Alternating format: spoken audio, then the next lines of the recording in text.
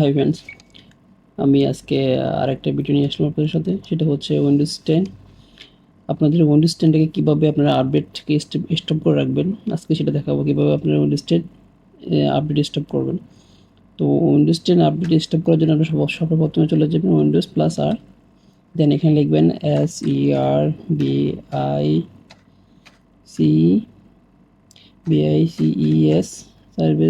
services.msc, দেন enter করার পরে আপনারা এরকম একটা পেজ দেখবেন। সেখান থেকে আপনারা একটু স্ক্রল করে নিচে আসবেন এবং কি দেখবেন এখানে লেখা আছে উইন্ডোজ আপডেট। আমি আপনাদের দেখাচ্ছি উইন্ডোজ আপডেট।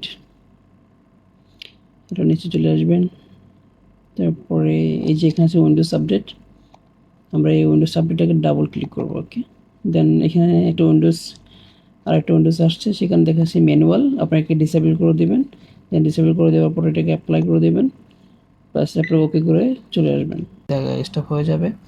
তো এরকম আরও উইন্ডোজ টিপস পেতে আমার চ্যানেলটাকে লাইক অ্যান্ড শেয়ার কমেন্ট করে রাখবেন। আর ভিডিওটা ভালো লাগলে অন্যদের কাছে শেয়ার করবেন।